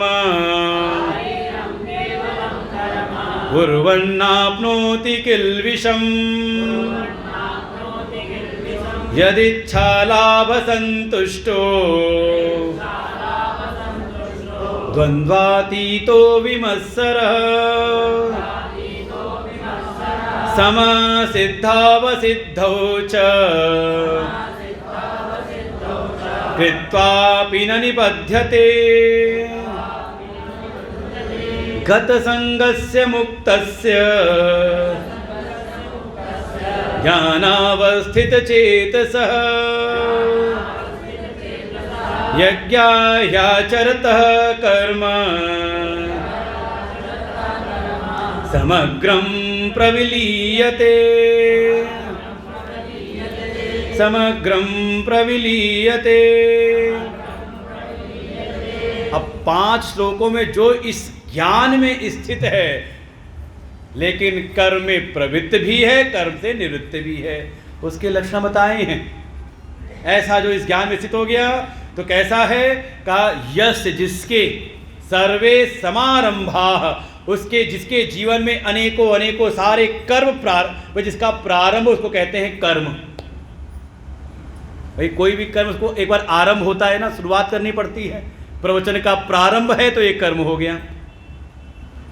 जिसके सभी समारंभ अर्थात जिसके सभी कर्म तो हैं, लेकिन काम संकल्प वर्जिता, अपनी कोई कामना नहीं और कामना का जो हेतु है संकल्प, दोनों से रहित है। अर्थात कोई फल की इच्छा नहीं, कोई भोक्तृत्व नहीं, लेकिन फिर भी उसके जीवन में कर्म हैं तो कहा उसमें कर्तापन भी नहीं, कर्तृत्व भी नहीं। ऐसे जिसने इस ज्ञान अग्नि में ज्ञानाग्नि दग्ध कर्माणम, जिसने ज्ञान रूपी अग्नि में अपने समस्त कर्मों को दग्ध कर दिया है, दहन कर दिया है। कौन सी ज्ञान अग्नि, कौन सा ज्ञान? याद रखना वो सूत्र, कर्मणि अकर्म यह पश्येत। जिसने समस्त कर्मों में अकर्म आत्मा को जान लिया है, इस आत्मज्ञान के द्वारा कहा इस ज्ञान अग्नि में उसके सारे कर्म दग्ध हो जाते हैं, दहन हो जाते हैं, चाहे वो संचित हों जन्म जन्मांतर के और चाहे इस जन्म के हों। ऐसे जो ज्ञानी हैं तम आहु पंडितम, उनको कहते हैं पंडित। कौन? कहा जो स्वयं बुद्ध है, जो स्वयं शुद्ध बुद्ध मुक्त स्वरूप, जो ब्रह्मवेत्ता हैं। भाई कोई प्रमाणित करने वाला होना चाहिए ना। ऐसे जो श्रोत्रिय ब्रह्मनिष्ठ संत हैं, सद्गुरु हैं, वो उनको कहते हैं कि हाँ ये हैं पंडित, अर्थात ये हैं ज्ञानी। अब ये ज्ञानी कभी तो दिखाई देते हैं प्रवृत्ति में, आपके मध्य में हो सकता है कोई गृहस्थ में हो। देखो गृहस्थ में है तो कैसा हो? त्यक्त्वा कर्म फलासंगम पहली शर्त, नित्य तृप्त दूसरी शर्त, और तीसरी है निराश्रय। है तो प्रवृत्ति में, दिन रात कर्मों में लगे हुए हैं, घर गृहस्थी समाज दुनिया भर के, अब हम कह सकते हैं हमारे मोदी और योगी जी, और वही उसी क्रम में हमारे, क्योंकि भाई इतने लोग प्रशंसा करें तो कुछ बात तो सत्य होगी ना। जो आ रहा है वो कर रहा है, तो आप सबके द्वारा आपका इतना प्रेम क्यों? क्योंकि आपने अनुभव कर रखा है इस तरह से। जो कर्म करता है उसके अपने आप उसके सब लक्षण बाहर दिखाई देते हैं अपने आप। बहुत दिन प्रदर्शन दिखावा टिकता नहीं। वो कहते हैं काठ की हांडी, और राजनीति के दौर में मार्ग में कोई हो तो उसको समझ में आता है कि हाँ बस एक समय है कि बदलाव हो सकता है, लेकिन अगर कोई निर्विवाद निरंतर उस पद पर आसीन है तो कुछ तो उसमें होगा ना, कोई ना क्वालिटी, कोई ना कोई गुण। तो कहा 3 शर्तों के साथ में, कोई फल की आसक्ति नहीं है लेकिन कर्म है,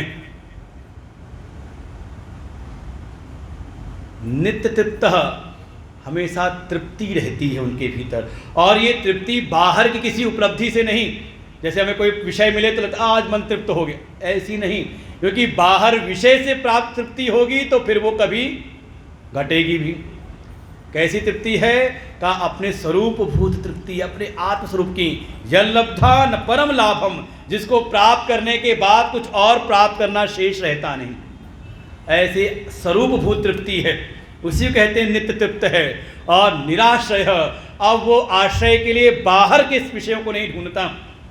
अरे भगवत आश्रय है, अपने स्वरूप में आश्रित है वो, इसलिए उसको बाहर का कोई आश्रय नहीं। निराश्रय, ऐसा कोई है तो, जैसे आश्रय आप ढूंढते हो ना, कोई आपको फल चाहिए, चाहे इस लोक का चाहे परलोक का, तो कोई आश्रय बनाते हो किसको? का कर्म को, का जिसके लिए ये कोई साधन साध अब कुछ रहा ही नहीं, अपनी आत्मा में स्थित हो गया, तो वो हो जाता है निराश्रय। ऐसा 3 शर्तें हो जाएं, कर्म फल में कोई आसक्ति नहीं, अपने स्वरूप में ही तृप्त हो, तृप्ति के लिए कोई बाहर का आश्रय नहीं।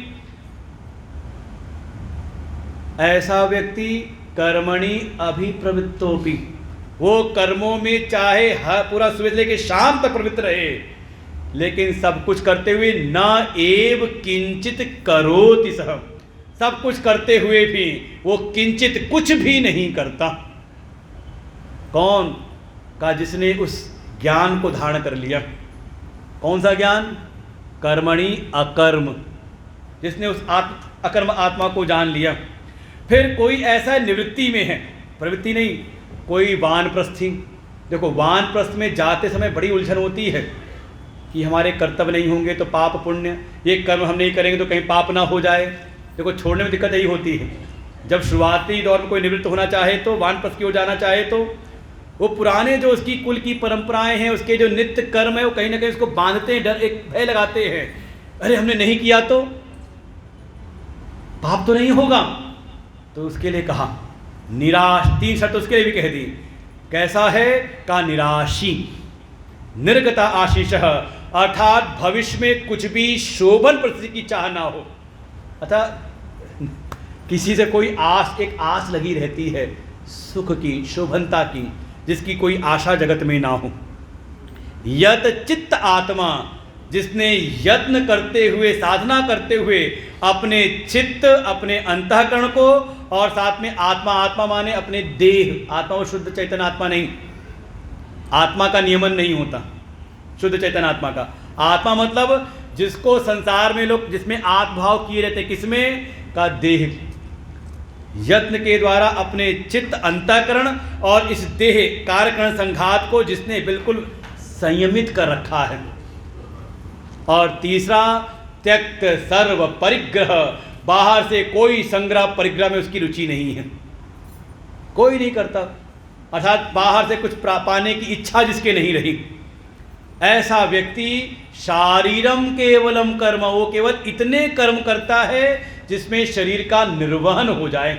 बाकी संसार, शरीर निर्वहन के लिए भिक्षा मांग के खाना हो तो मांग के खा लेता है, लेकिन केवल शरीर के निर्वहन के लिए वो अब संसार के खटकर्मों में नहीं लगता, क्योंकि संसार में उसकी कोई आशा नहीं रही और किसी प्रकार का उसका संग्रह परिग्रह नहीं, उसका केवल ध्यान है अपने आत्मस्वरूप में।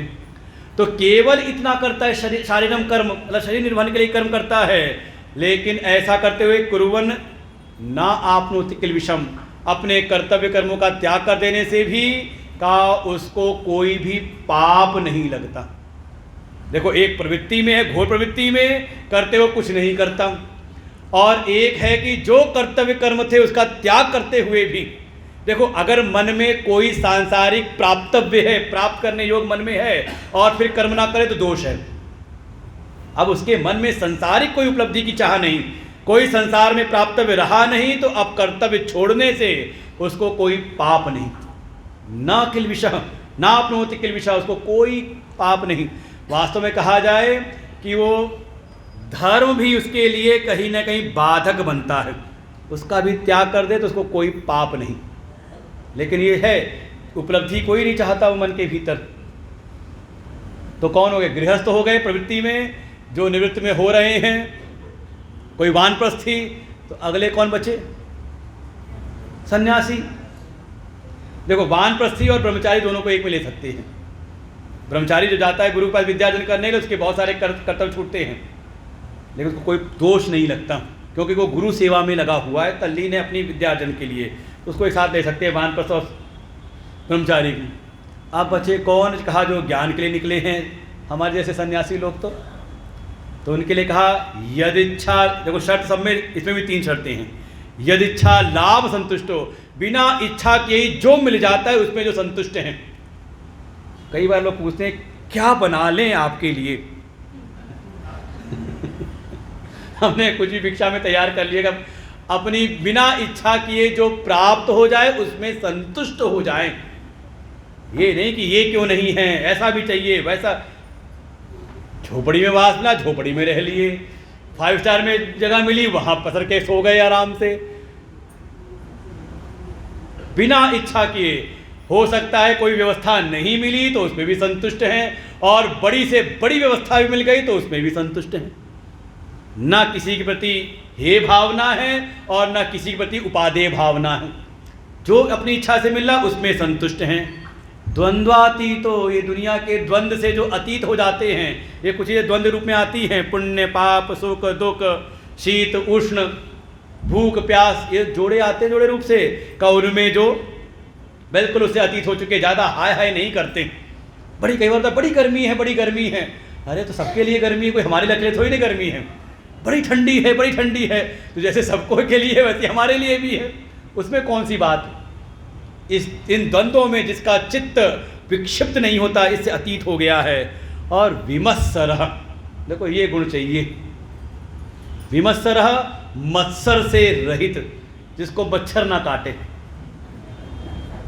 मच्छर काटे चुभता है कि नहीं? काट भी रहा है लेकिन दिख भी नहीं रहा, उड़ जाता है। चुभता है कि नहीं मच्छर काट लेते? ऐसे ही किसी और की बढ़ती जब चुभने लगती है तो कहते ये मत्सर से युक्त हैं। ये कैसे आगे निकल गया, इसका इतना सम्मान क्यों हो गया? ऐसी भावना जिसमें नहीं रह जाती। भाव ये है, अरे भगवान की कृपा है, सबको देखो भगवान देखो आगे बढ़ा रहे हैं। जिसको दूसरों की बढ़ती को देख के जिसको कुड़कुड़ाहट ना हो, द्वेष ना हो, उसको कहा विमत्सरः, विगत मत्सरः मत्तः सरति, जिसके भीतर ईर्ष्या नहीं आती। आपकी भाषा में सीधे सीधे, ईर्ष्या कभी अपने नीचे वालों से नहीं होती, बराबर वालों से शुरुआत होती है, और कोई थोड़ा सा आगे निकल जाए तो अरे फिर जो चुभती है तो क्या कहा जाए। और देखिए ये साधक के लिए ब्रेकर है। कभी सुंदरकांड सुनेंगे तो उसमें आता है एक राक्षसी थी जिसने परछाई पकड़ ली थी हनुमान जी की, और हनुमान जी ने पहचाना और जाके तत्काल उसका वध किया है। ये यही मत्सर भाव था, ईर्ष्या भाव, और उसका गुण था वो नीचे, अब मान लो रह रही समुद्र में, तो समुद्र के जीवों को कोई खाती का, समुद्र के जीवों को नहीं खाती, किसको खाती है? जो ऊपर उड़ने वाले हैं। अर्थात ईर्ष्या जब होती है तो अपने साथ वालों से नहीं, बल्कि जो हमसे ऊपर होते हैं उनसे होती है। और आपसे कोई द्वेष करे तो परेशान मत हुआ करो, उसे द्वेष मत करो, मन ही मन प्रसन्न हो जाओ। कम से कम ये मान तो रहा है कि मैं उससे आगे निकल गया हूं। चिढ़ना मत कोई अगर आपसे ईर्ष्या जलन करे तो। भगवान ने कहा भगवान इस पर भी कृपा करो। कहा जिनके किसी प्रति कोई मात्सर्य भाव नहीं रहा, और समः सिद्धाव सिद्धौ च, कोई हमने प्रयास किया सिद्धि हो गई, प्रयास किया असिद्धि रह गई, दोनों में सम हो, ऐसा कोई है च कृत्वापि न निबद्धते, वो कुछ भी करते हुए कुछ भी कर्म करे उसके कर्म उसको नहीं बांधते। ये हो गई सन्यासी की बात। बिल्कुल हर समय एक कोई ज्ञानी है तो उसकी आत्मदृष्टि है और कोई भक्त है तो उसकी भगवत दृष्टि है। जो अपने आप मिल गया उसी में संतुष्ट हैं, किसी द्वंद्व से उनको कोई विक्षेप नहीं होता, किसी से उनका राग द्वेष नहीं, कोई ईर्ष्या जलन नहीं, हर परिस्थिति में बुद्धि उनकी शांत सम रहती है। ऐसे कुछ भी करें तो कर्म उनको बांधते नहीं।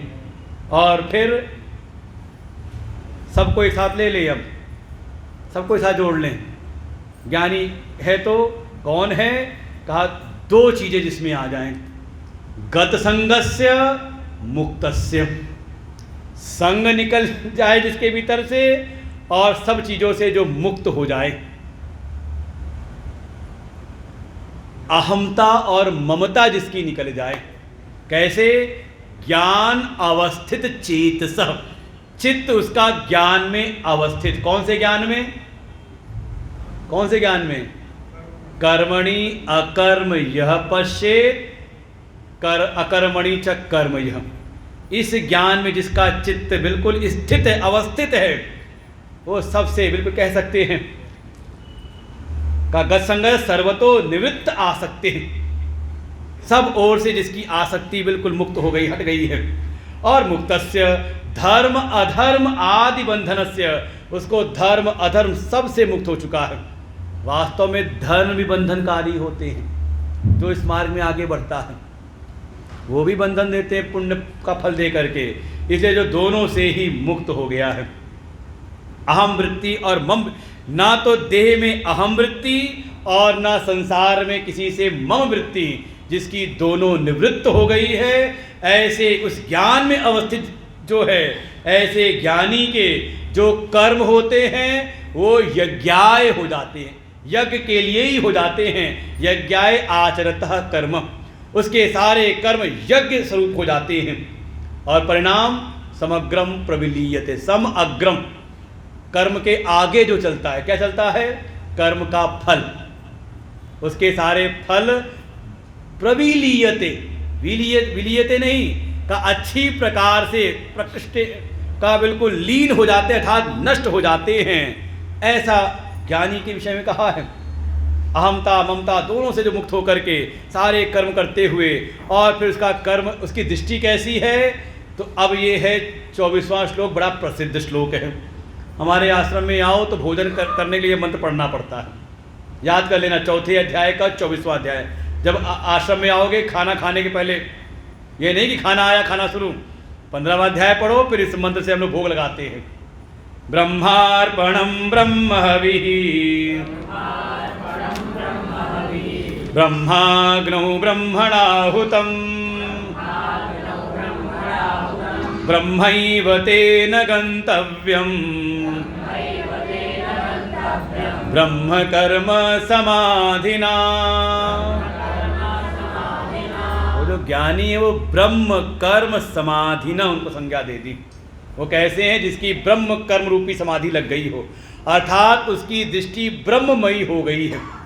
केवल उस सत्ता को ही जो देखता है। कृत्वा ब्रह्ममयी दृष्टि पश्येम ब्रह्ममयम जगत। इसलिए जितना भी क्रियाकारक व्यवहार हो रहा है, उसकी दृष्टि में सबका सब ब्रह्म रूप है। अब देखो, कभी आप यज्ञ करो तो उसके कुछ अंग हैं, उसमें एक होता है अर्पण श्रुवा, जिससे आप आहुति देते हो। हाथ पे लकड़ी के पकड़ या चमचा बांध के दे देते हैं, कई बार डंडी में चमची बांध देते हैं, नहीं तो आम के पत्ते को डंडी बांध के दे देते हैं, जिससे आप घी की आहुति देते हो, कहते श्रुवा है, उसको कहा अर्पण। ये जो करण है उसकी दृष्टि में वो भी ब्रह्म है। कोई भी करण का प्रयोग कर रहा है तो कहा वो ब्रह्म है। ब्रह्म हवि, जिसकी आहुति दे रहा है, समिधा, कहा ब्रह्म है।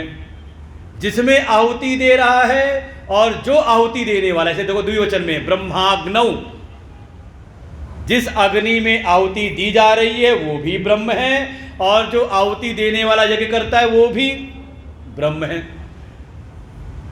फिर ब्रह्मणाहुतम, ये जो यज्ञ वाली जो क्रिया है, ये क्रिया भी हो गई, कर्म भी हो गया उसके लिए ब्रह्म।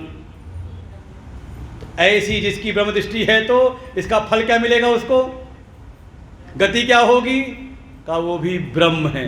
ब्रह्म ब्रह्मई ब्रह्म एव तेन गंतव्यम, वो वास्तव में ब्रह्म की गति करते हैं। कौन का, जिनकी ब्रह्म दृष्टि बनी, ब्रह्म कर्म समाधिना, जिसको हर जगह, जिसको ये बोध हो गया है कि सब ब्रह्म के अतिरिक्त कुछ और है ही नहीं। और उसके द्वारा ऐसे जो ज्ञानी हैं उनकी फिर उनके जीवन में जो भी कर्म होता है वो यज्ञ स्वरूप होता है। और इसके आगे फिर लगभग 12 प्रकार के यज्ञों का वर्णन किया है। हम लोग फिर कल देखते हैं इस विषय को। आज हमसे कहते थे आज बढ़ा, माता जी ने कहा आज देर करेंगे लोग, नेता लोग, तो आप थोड़ा बढ़ा दीजिएगा। माता जी की प्रार्थना थी आज हमसे। हमने ठीक है, जो आज्ञा माता जी की आज्ञा तो माननी पड़ेगी। और हमारे आयोजक भी हैं, तो ज़्यादा नहीं, जितना लेट किया तो उतना ही हमने लिया है। हमने आधे घंटे हमने टाइम लिया, 1.5 घंटा टाइम। माता जी ने कहा, हमने बात हुई थी कि आज 1.5 घंटा तो बोलेंगे, बोलना ठीक पड़ेगा। तो ये हो गया है। अब यहाँ से यज्ञ का प्रकरण है, और इस यज्ञ के रूपी जो कर्म के द्वारा किस चीज़ की परिणति जीवन में होनी चाहिए उसको बता करके फिर लौट के आएंगे उसी ज्ञान में। और उस ज्ञान जो आपने ये सुना ना, क्या ज्ञान है, कर्मण्य कर्म यह पश्येत, कर्मणि अकर्म यह पश्येत, अकर्मणि च कर्म यह। ये ज्ञान हमने सुन तो लिया, लेकिन सुनने के बाद भी अभी पक्का नहीं हुआ भीतर। तो इसके बाद फिर इसकी विधि बताएंगे। जब आप पूरी विधि का पालन करते हुए, तो इसकी विधि क्या है वो आगे फिर कल बताएंगे। कल इस ज्ञान यज्ञ का विश्राम दिवस भी है, तो तैयार होकर के आइएगा, बिल्कुल ठीक ठाक, बिल्कुल। तो हम इस पूरे इस अध्याय का एक सिंहावला उपसंहार भी हम कल प्रयास करेंगे। हमारा संपूर्ण होगा। आज एक लेते हैं। ओम पूर्णमदः पूर्णमिदं पूर्णात् पूर्णमुदच्यते पूर्णस्य पूर्णमादाय पूर्णमेवावशिष्यते। ओम शांति शांति शांति। हरि ओम। श्री गुरुभ्यो नमः। हरि ओम।